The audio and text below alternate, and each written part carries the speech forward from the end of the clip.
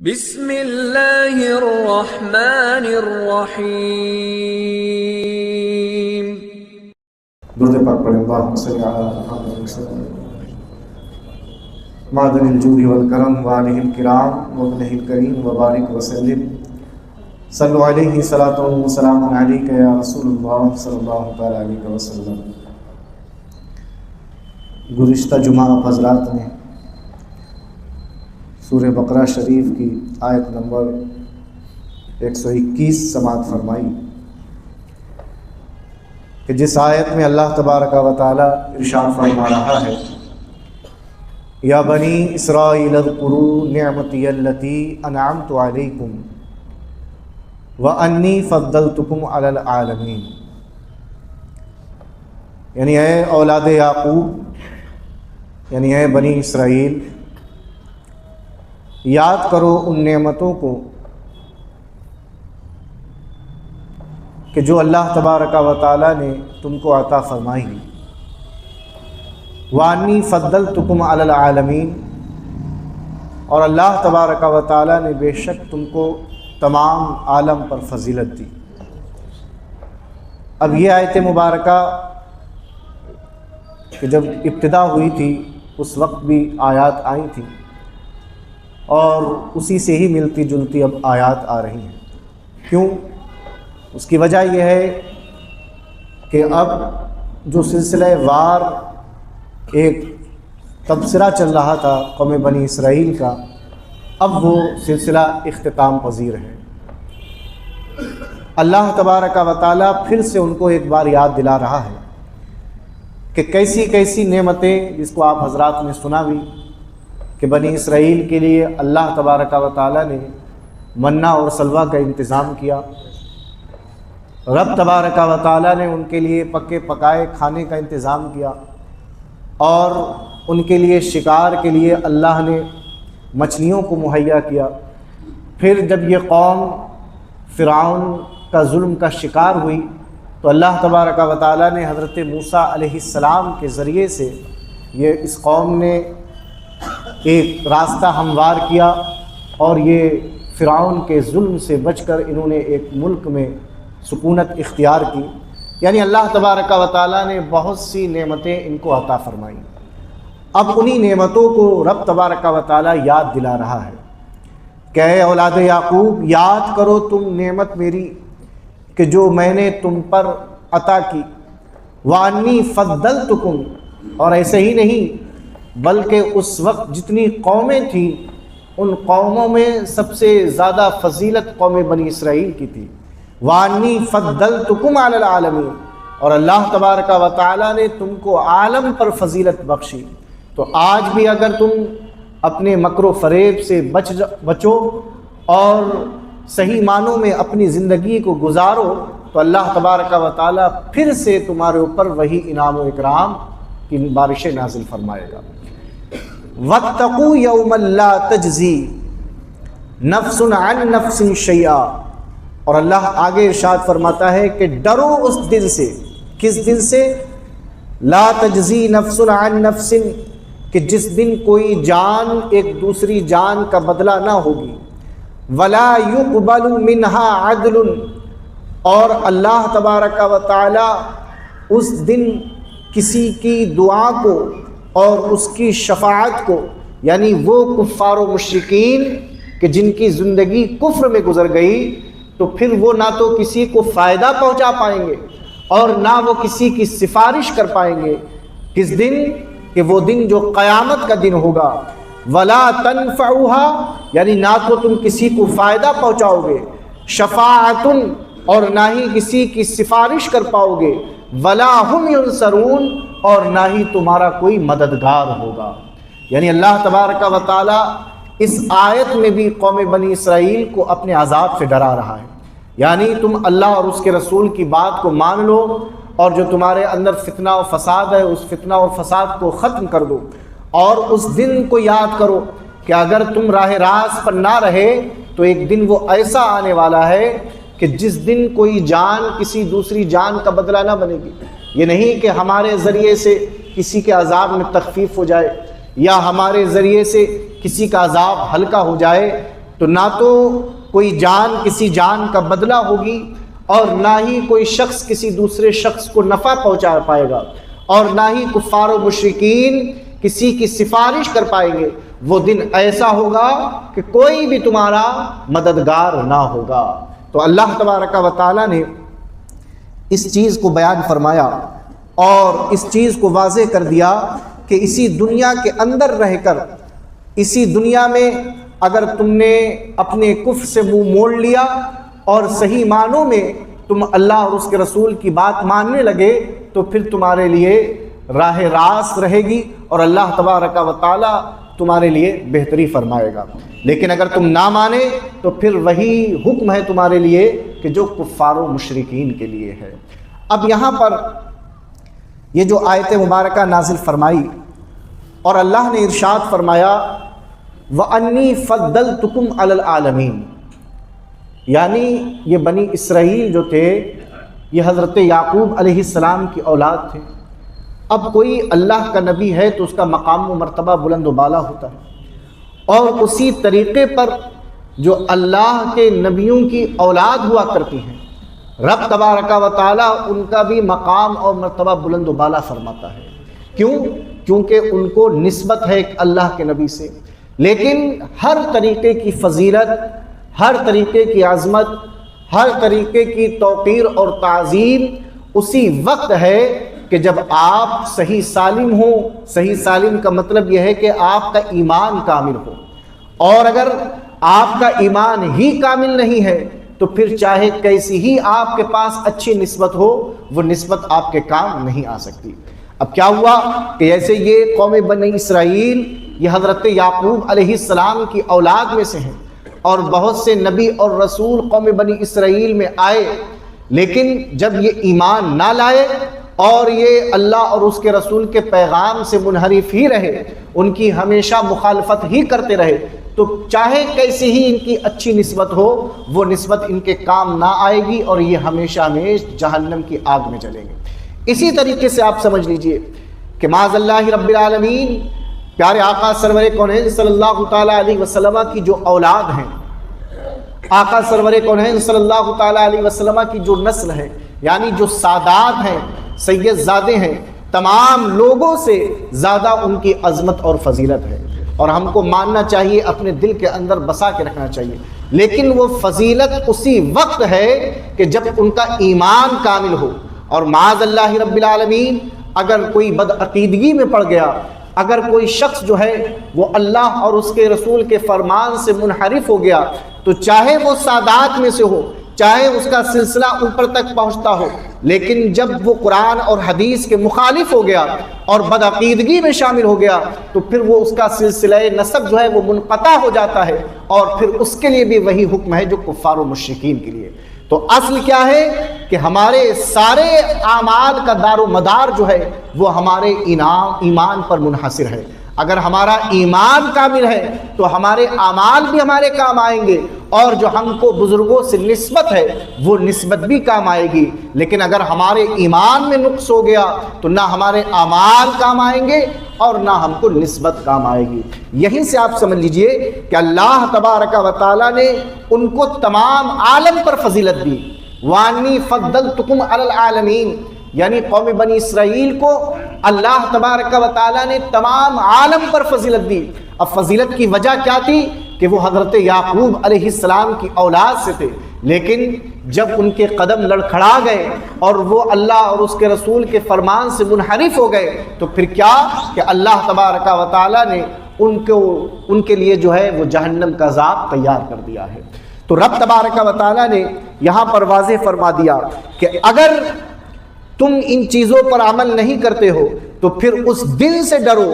کہ جس دن لا تجزی نفس عن نفس، کوئی جان کسی جان کا بدلہ نہ ہوگی، ولا يقبل منها عدل ولا تنفعها شفاعة ولا هم ينصرون، اور نہ ہی کوئی شخص یعنی کوئی کفار و مشرکین جو ہے وہ کسی کو فائدہ پہنچائے گا، نہ ہی کسی کی سفارش قبول کی جائے گی، اور نہ ہی ایسے لوگوں کا کوئی مددگار ہوگا۔ تو ساری چیزیں کیا ہیں؟ وہ ہمارے ایمان پر منحصر ہیں۔ آگے اللہ تبارک و تعالی ارشاد فرماتا ہے، اب یہاں سے جو ایک سلسلہ چل رہا تھا اور تقریباً 120 آیات آپ نے اس سلسلے میں سماعت فرمائی، قوم بنی اسرائیل کا جو دور چلا اور سلسلے وار اسی میں ہی قرآن کی آیات کا نزول ہوا۔ اب اللہ تبارک و تعالی یہاں سے چیز بدل رہی ہے اور رب ارشاد فرماتا ہے وَإِذِ ابْتَلَىٰ إِبْرَاهِيمَ رَبُّهُ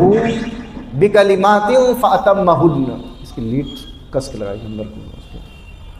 قَالَ إِنِّي جَاعِلُكَ لِلنَّاسِ إِمَامًا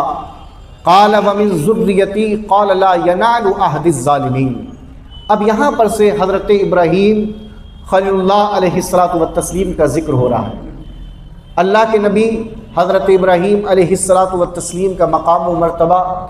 مفسرین کرام بیان فرماتے ہیں کہ انبیاء و رسل میں سب سے بڑا مقام اور مرتبہ اللہ کے نبی یعنی ہم سب کے آقا و مولا کا ہے، اور پھر ان کے بعد حضرت ابراہیم خلیل اللہ علیہ السلام کا مقام اور مرتبہ ہے۔ اب رب تبارک و تعالی ارشاد فرماتا ہے وَإِذِ ابْتَلَىٰ إِبْرَاهِيمَ رَبُّهُ بِكَلِمَاتٍ فَأَتَمَّهُنَّ، اور یاد کرو جب ابراہیم کو اس کے رب نے کچھ باتوں سے آزمایا تو حضرت ابراہیم علیہ السلام نے ان باتوں کو پورا کیا۔ قَالَ إِنِّي جَاعِلُكَ لِلنَّاسِ إِمَامًا، اور فرمایا کہ میں تمہیں یعنی رب تبارک و تعالی نے حضرت ابراہیم علیہ السلام کو لوگوں کا پیشوا بنایا یعنی لوگوں کا امام بنایا۔ قال ومن ذریتی، تو حضرت ابراہیم علیہ السلام نے عرض کیا اور میری اولاد کا معاملہ کیا ہے؟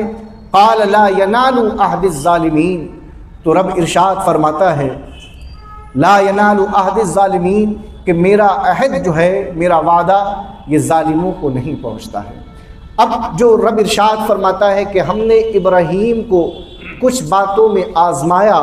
فَأَتَمَّهُنَّ، تو حضرت ابراہیم علیہ السلام نے ان باتوں کو پورا کیا۔ اب یہ باتیں کیا ہیں کہ حضرت ابراہیم خلیل اللہ علیہ السلام اللہ کے وہ نبی ہیں کہ رب تبارک و تعالی نے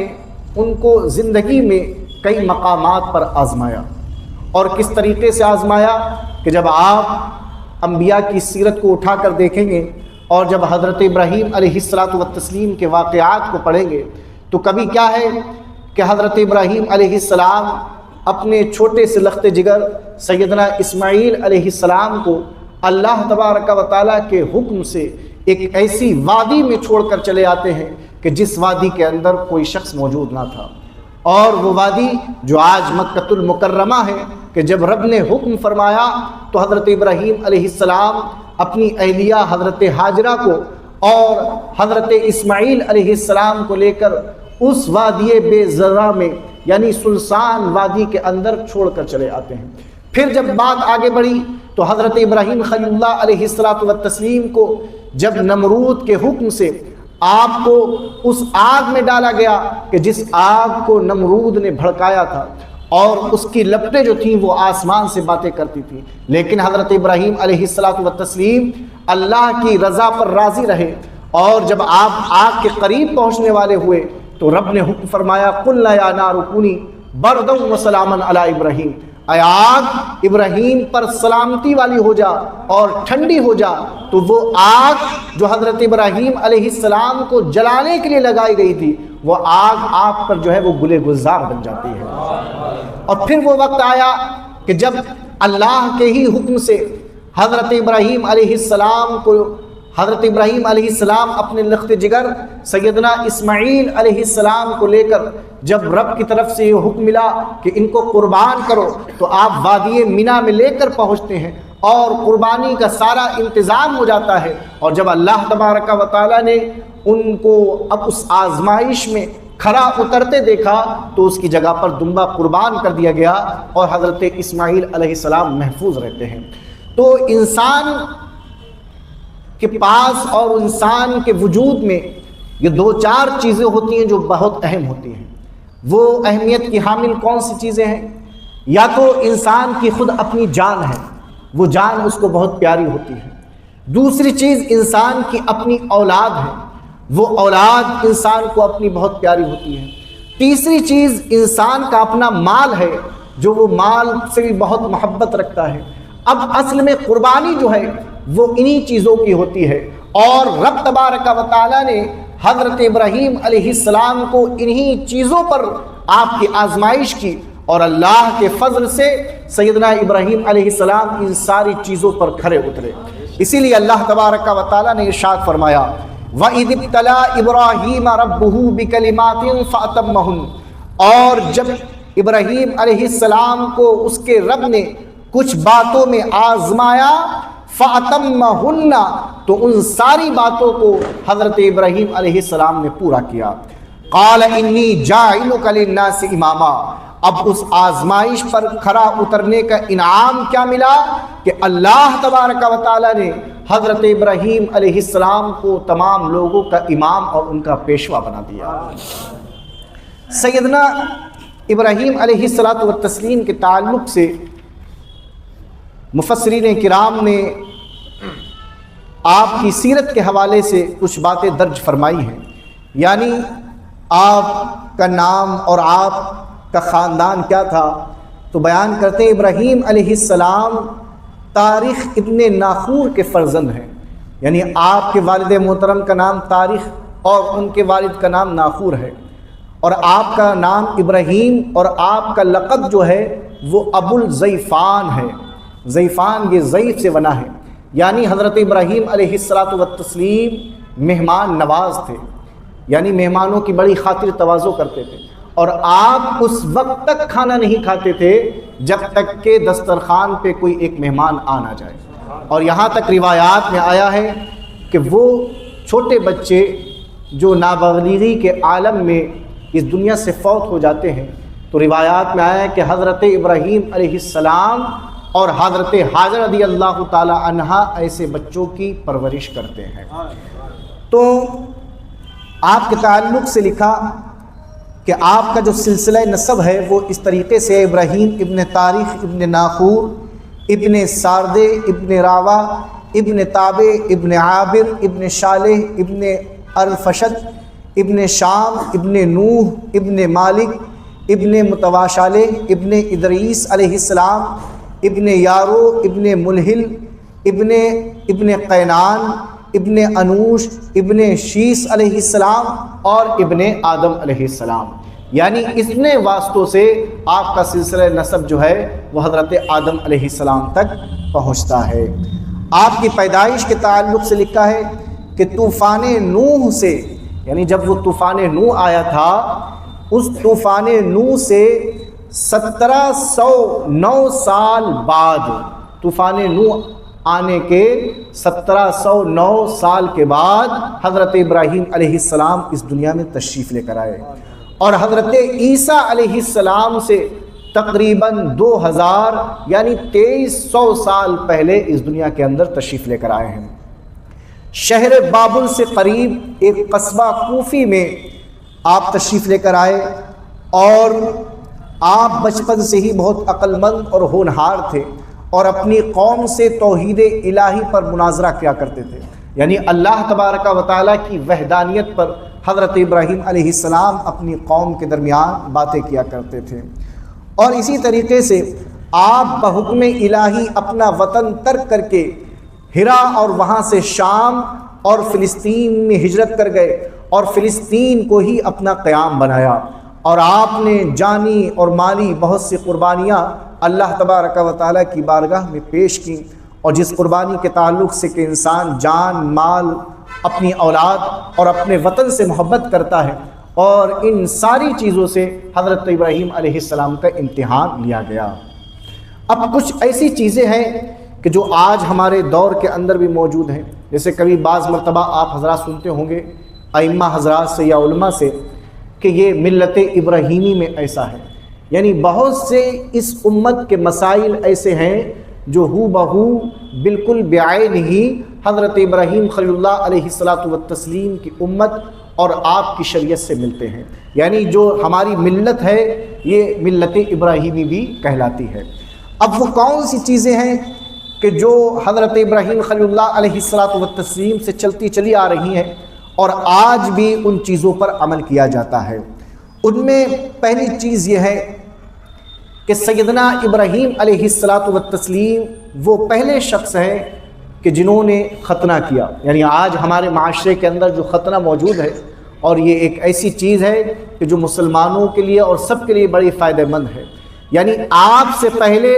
جو نبی اس دنیا کے اندر تشریف لے کر آئے تو وہ ختنہ شدہ پیدا ہوا کرتے تھے، یعنی ان کا ختنہ کیا ہوا ہی اس دنیا کے اندر تشریف لاتے تھے، اور ہمارے نبی بھی ختنہ کیا ہوئے پیدا ہوئے. لیکن حضرت ابراہیم علیہ السلام نے اپنا ختنہ خود کیا، اور آپ کے بعد جو لوگ آئے وہ بغیر ختنے کے آئے، اور ان کا لوگوں نے عام طور سے یہ ختنہ کیا جاتا ہے. تو یہ روایت حضرت ابراہیم علیہ السلام سے ملتی ہے. حضرت ابراہیم علیہ السلام ہی پہلے وہ شخص ہیں کہ دنیا میں آنے کے بعد آپ کے بال سفید ہوئے، اور جب آپ کی داڑھی کا پہلا بال سفید ہوا تو آج حالات دیکھیں کہ کیسے کیسے لوگ اور ان کی ذہنیت بنی ہوئی ہے. تو حضرت ابراہیم علیہ السلام نے اللہ کی بارگاہ میں پوچھا کہ یا رب یہ کیا ہے، کیونکہ اس سے پہلے کبھی کسی کے بال دیکھے نہیں سفید. تو جب یہ ایک بال سفید ہوا تو انہوں نے اللہ کی بارگاہ میں عرض کیا کہ مولا یہ کیا ہے. تو رب تبارک و تعالیٰ ارشاد فرماتا ہے اے ابراہیم یہ تمہارا وقار ہے. تو حضرت ابراہیم علیہ السلام عرض کرتے ہیں یا رب میرے وقار میں اور اضافہ فرما. تو انسان کی داڑھی ہونا اور اس کے بعد داڑھی کا سفید ہو جانا یہ انسان کے وقار میں اور اس کی عزت میں 4 چاند لگا دیتا ہے. تو وہ پہلے شخص سے کہ جن کی داڑھی سفید ہوئی. اور سب سے پہلے حضرت ابراہیم علیہ السلام نے ناخن اور مونچھ کے بال کٹوائے، اور زیر ناف جو بال ہوتے ہیں ناف توندی کے نیچے ان کو دور کیا، یعنی ان کا رواج دیا. آپ کے دین میں یہ باتیں فرض تھیں، یعنی حضرت ابراہیم علیہ السلام کے دین میں یہ باتیں فرض تھیں، اور آج ہمارے دین میں یہ ساری چیزیں کیا ہیں، یہ سنت ہیں. آپ ہی وہ شخص ہیں کہ جنہوں نے سب سے پہلے سلا ہوا پاجامہ پہنا، یعنی آپ سے پہلے سلے ہوئے کپڑوں کا رواج نہ تھا. آپ ہی وہ شخص ہیں کہ جنہوں نے سب سے پہلے اپنے بالوں میں خضاب لگایا. اب خضاب کا مسئلہ کیا ہے کہ بہت سے لوگ اس بارے میں سوال پوچھتے ہیں. تو انسان کو کالا خضاب لگانا ہماری شریعت کے اندر یہ ناجائز و حرام ہے، چاہے وہ داڑھی ہو چاہے وہ سر کے بال ہو. مرد کے لیے کالا خضاب لگانا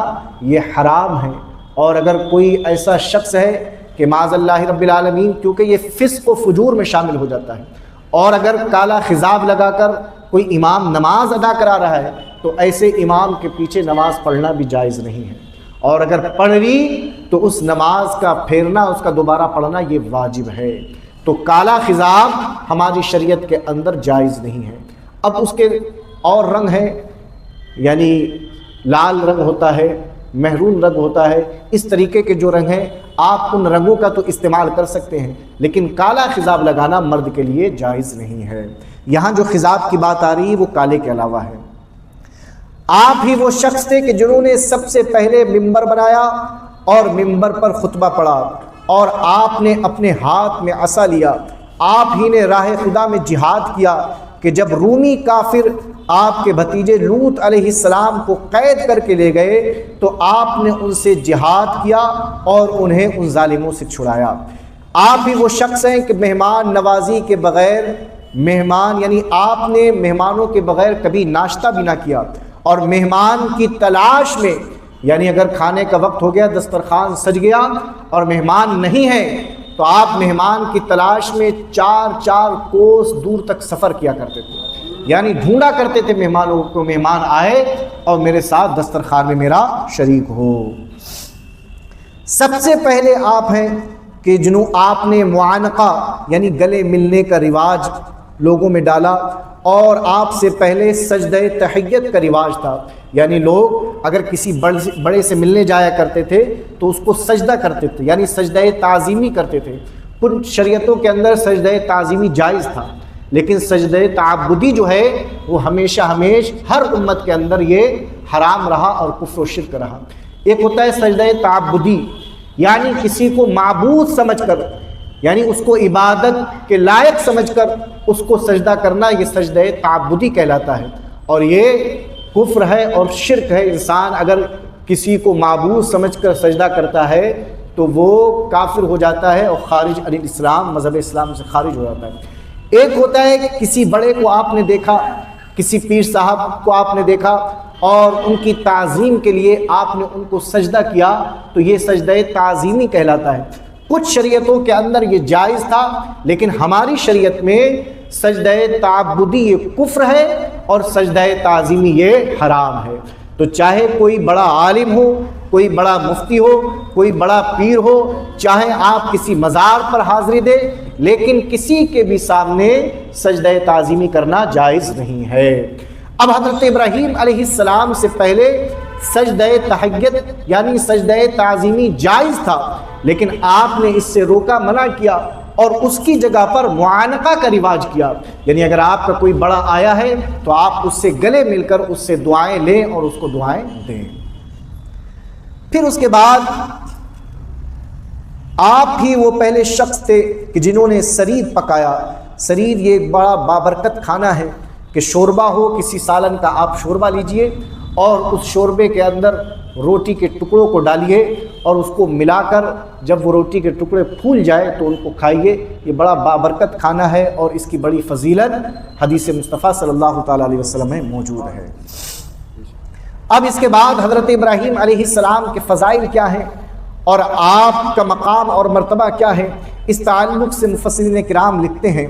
کہ آپ ہی اپنے ماں باپ کے سارے پیغمبروں کے والد ہیں، یعنی آپ کے بعد جتنے پیغمبر آئے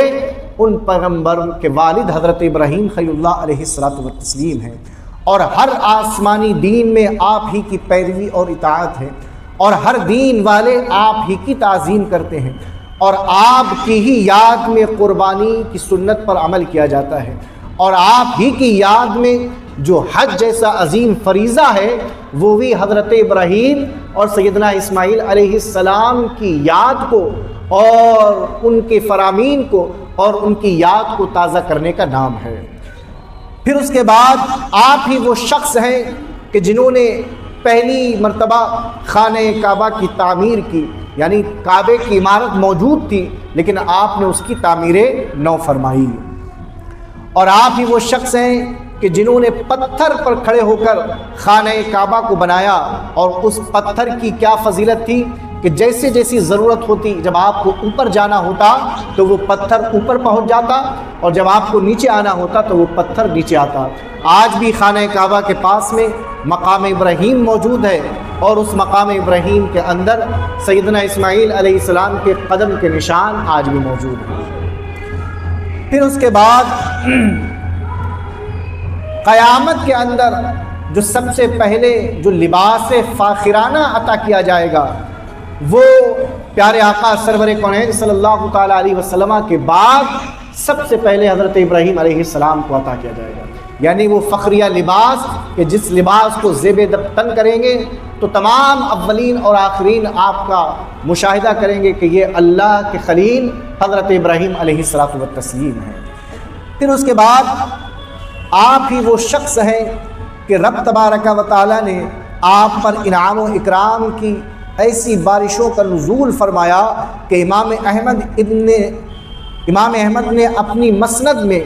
یہ لکھا ہے کہ مسلمانوں کے مردہ بچوں کی آپ اور حضرت سارہ جو ہیں وہ عالم برزخ میں پرورش فرماتی ہیں۔ جو مسلمانوں کے مردہ بچے اس دنیا سے چلے گئے تو یہ دونوں حضرات مل کر جو ہیں وہ ان کی پرورش کرتے ہیں، یہ بھی روایات میں آیا ہے۔ اب اس تعلق سے اور بھی باتیں ہیں، انشاءاللہ تبارک و تعالیٰ اس کو